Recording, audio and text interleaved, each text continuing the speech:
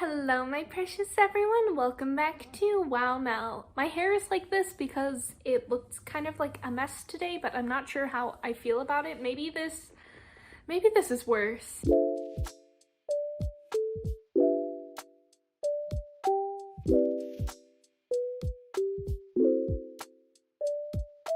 Today I'm bringing you guys one of my first D&D Storytime videos. If you guys don't know, I've been playing D&D for a few years now. I am both a player and a dungeon master. I've been DMing a campaign in a homebrew world I made called Autun, and my players formed a party called the Hot Mess Express. I will give you the background bits you need for this to make sense, but if you don't care about context, I guess just skip forward to here. The Hot Mess Express has, I think it's 6 party members. My older sister Sammy plays Nicholas Noir. He's a sorcerer and a warlock. My younger sister Amber plays Rin Hazuki. He is a ranger. My older brother plays Lute McAllister. He is a bard. My best friend Bianca plays Charleway Silvermoon, who is a cleric. My friend Jacob plays a rogue named Alvis Lavore. And then, oh yeah, the last one is my DMPC, Elwyn Daydark, who is a fighter. So I guess the bits of context, I will try to make this make as much sense as possible, considering we have been playing the campaign for over a year now. Noir had a fiance who, on their wedding day, it got attacked and she nearly died, but her soul got put into a dove. He was basically trying to find a way to turn Dove back into a human and ideally back into her old body. It was a very long process, like 30-something sessions in, but basically they were actually able to make it to the Shadowfell and went through the Fortress of Memories to actually ask the Raven Queen to fix Dove. Dove is her name, by the way. She got turned into a dove, but Dove is also her name. So the Raven Queen turned Dove back into a person, and then she also gave them something that I think I just called the transport orb. It was a homebrew item, and the very basic gist of it was that it could transport a group of people. It's used mostly for vehicles, so you could pile basically as many people as you could fit into one vehicle, crush the orb, think where you want to go, and it would take you there. And the other piece of background information that might be necessary is that this story will take place in the town of Spalding. It is a small fishing town, and it's actually the town that the party started the campaign in 30-something sessions ago. They all met in a tavern there, and the journey took them from there, and they long since left, but they were good friends with a group named the Women of the Woods there, and friends with an NPC named Lowkey, who did pass away later in the campaign. Well, I say pass away, she was murdered. The area is just very nostalgic for them because that's where the campaign started. But anyways, now we can get into the actual story. The party wound up going back to Spalding because they wanted to talk to a man named Les there because they had a situation where Noir was basically framed for stealing some poison, and then the party had to recover who actually stole the poison, and they returned it to him. But later on, they got a letter from Les that said that the poison they recovered was not the real poison and it was actually a fake. So they were coming back to try and figure out the situation with Les. Arriving again in the town of Spalding, they were halted from entering and told by royal guards that the town was under quarantine. By the way, this story time involves like a plague. It seems like poor timing, but I wanted to involve a plague in my campaign since its first inception. That timing didn't work out great, but anyways, they were allowed in, but they were forbidden from leaving, and they were like, whatever. The party wound up learning that the plague was called the Week's Weakness because it could kill someone in under a week. Basically, the gist of it was that if you contracted it every day, you would take a level of exhaustion until you died. Charleway is a cleric, and she had lesser restoration, so it couldn't heal the plague itself. One use of it would prevent you from worsening that day, and 2 uses of it could set you back a level. So she was able to somewhat help people, but there would be no way she could use it enough to save everyone in the town. It spread too rapidly and was too deadly for any amount of spells from clerics to really make a difference, and since it was a small town, they were kind of just quarantining it and hoping it would die off in the town. But the party was like, I kind of want to save people though. They wound up meeting Les, and Les had contracted the disease. He was about 3 days in, so he only had a couple of days before he died. They have a very complicated relationship with Les because they're not friends, but they're all still bound up in this mystery of what happened to the stolen poison, which was the midnight tears. So they talked to Les and found out he was going to die, and that was really upsetting. So the party went to talk to Nettie, who isn't the mayor, but the mayor fled, so she was acting as the mayor. They're basically like, yo, is there anything we could do to help out? And Nettie told them that there was this tree called Lifebringer, and if you drank the sap from it, it could cure most diseases. And so the party was like, that sounds great. Lifebringer is located on a mountain in No Man's Triangle. And No Man's Triangle is this piece of land that is full of abundant natural resources, and a lot of it is innately magical. But it's situated between 3 different powerful kingdoms, and so they're all kind of fighting over it. There's not a whole war because they didn't want to have so many civilian casualties, but the situation is that No Man's Triangle currently is occupied by 3 different countries, and there are some battles there, but no one's really won. It's just really politically military weird over there, and civilians aren't allowed there. Since all 3 countries don't really know who owns it, no one's really allowed to use anything there until they figure that out. And though there isn't a ton of sap from trees necessarily, it would be enough to save the people of Spalding. Of course, the party was like, I am going to do whatever it takes to save some of these people here. They were like, if we go to No Man's Triangle,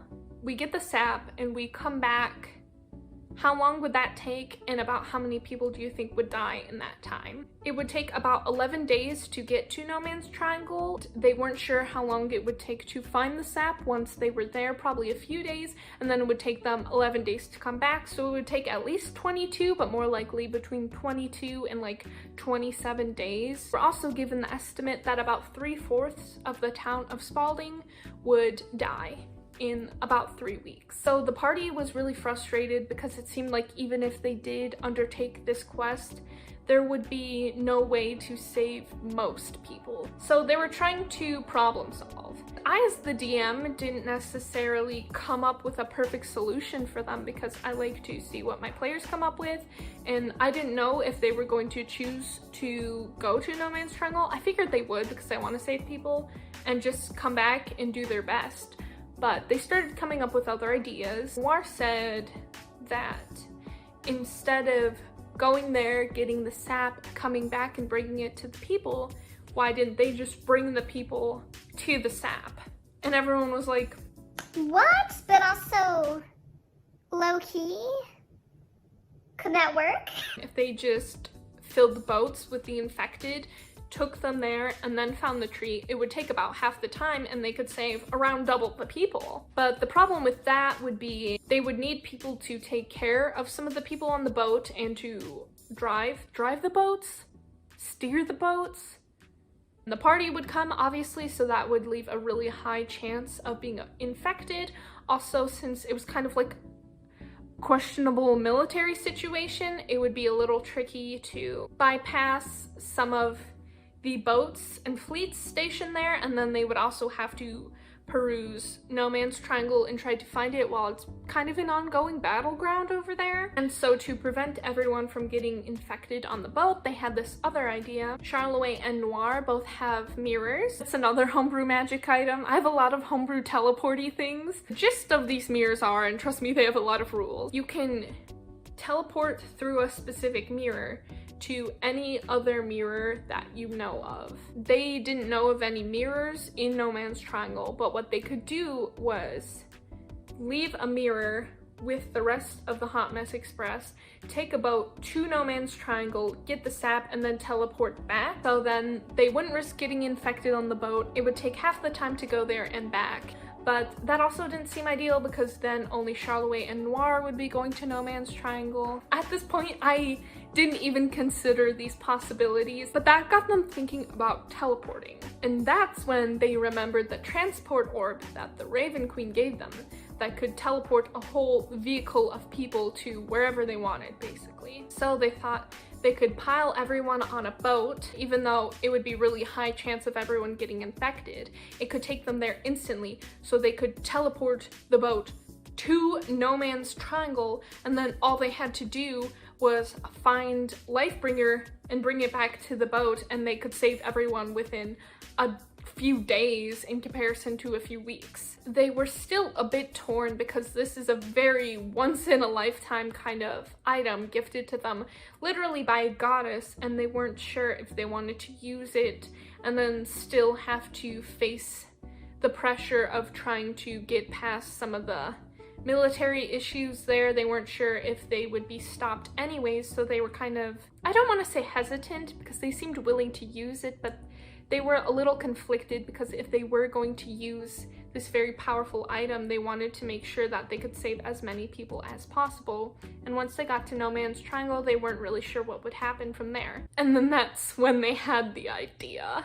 This item can teleport a whole vehicle full of people, be it a carriage or a boat or whatever they wanted. And even though boats start in water, they didn't have to teleport to water necessarily. I told them when I gave this to them that the Raven Queen would do her best to get you where you intend to go because she's not trying to screw you over with specifics necessarily. I find that personally very annoying unless, you know, genies are kind of famous for doing that. But they were like, what if we put everyone on a boat and we crushed this transport orb and we teleported to the tree? Just straight up. We're not teleporting to the water and then finding the tree. We are teleporting to the tree. If they did that, they would be able to save everyone the same day. The only problem with that would be then their boat would be stuck on a mountain and they would have to find some other way to go home. But since everyone was saved, the rush home didn't necessarily seem as pressing. It was kind of like a, well, we'll figure it out from there moment. And it is known that there are people and fleets occupying the area there, so there are boats readily available to go home. The trick would be, would they be allowed to use them? But the other good news was, since the royal family of Vicor, which is the country that they're currently in, and many of them are from Vicor, they were aware that Spalding had a plague, so they sent some royal guards to quarantine it, so the royal guards could come with them, explain to the other officials of Vicor who were there what had happened, why they teleported there, and why they needed to take boats back to Spalding. It seemed like it could work out. And so I want to just include this clip of Noir sort of finalizing this pitch to do this idea. Thinking about it this way, if we go and we teleport right there on the edge in the water and try and find the tree, it'll still take more time and we might have more problems with like the military people guarding. If we teleport directly there, we have the element of surprise because nobody would expect a giant ass boat to just appear. Oh man! And so they decided to go for it.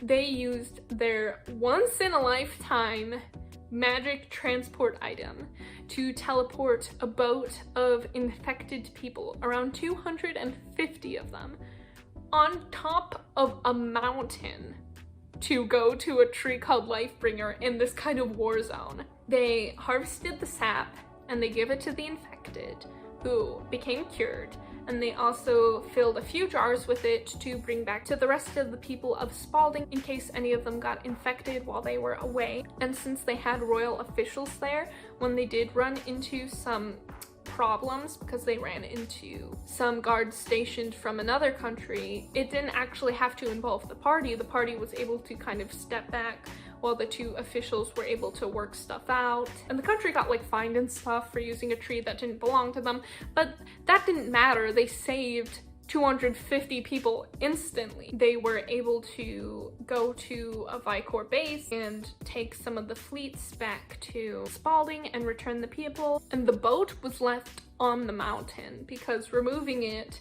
was too taxing and too dangerous, and it was just so unbelievable. Like, imagine you're just one of the people stationed there one day just chilling, and you see this huge boat just teleport on top of a mountain out of nowhere. Needless to say, I did not think that was how it was going to go. I didn't even consider that as a possibility. I know it seems like, how could I not think about that orb, but I give them a few different things and just trust them to use it and keep track of it for when they deem necessary. And I did not think they would use it for such a selfless reason. Like, you think you would save that for when you're in really big danger and you just need to get out of it, but they were like, no, we have to save these people. They were not letting anybody else die. And I was fully prepared for at least Les to die, because he was already halfway through it, so in 3 days he would be dead. And so no matter what they did, it seemed like he was going to die. But they said, not today. They teleported a boat on a mountain and just instantly became heroes. And they are considered civilian heroes in Vicor now for saving the town, which is wild and not something I expected. Hot Mess Express had some great moments. I think they are a really great party. And as we've kind of gone along, they just get more. Don't you ring that doorbell. The Hot Mess Express has had some great moments over the course of my campaign, and I really want to turn it into a graphic novel one day, but like, we'll see. This was one of my like most shocked, flabbergasted, proudest DM moments. Thought Les was going to die before he was ever able to find out what had happened to the Midnight Tears, and now Les is actually alive and is hopefully going to see that through to its conclusion. I love my party, and it was at that moment that I was like, yeah, these guys are heroes, and I could not be more proud of them. And now we have this beautiful art Bianca made to celebrate the occasion, the classic boat on a mountain art. Obviously that's not the specifics of how it went, because there's a tree next to it and the boat didn't just fall off the mountain, but it's really funny because that's literally how we all picture it. In conclusion, my players are amazing and I love them forever. I have more story times from them that are less heroic but still so amazing and beautiful in their own ways that I might share with you guys. I have one about the players breaking into a museum that just went so wrong, and the times that they all lost their names to a fae, and just so many other things. So if you're interested in hearing more stories from the Hot Mess Express, feel free to leave a comment below, because they just have the grandest adventures. If you guys also play D&D and you have any amazing stories, feel free to drop them below. I would just love to talk about D&D some more. Thank you so much for watching this video. I hope it was entertaining for you guys. It was probably a little confusing because I didn't realize so much like world building lore was caught up in it, but it was truly amazing. Boat on a mountain forever, and now my players have something that they brag about. Whenever something goes wrong, they're like, well, we teleported a boat on a mountain. So like, is this really that bad? If you like this video, videos like this, please like and subscribe.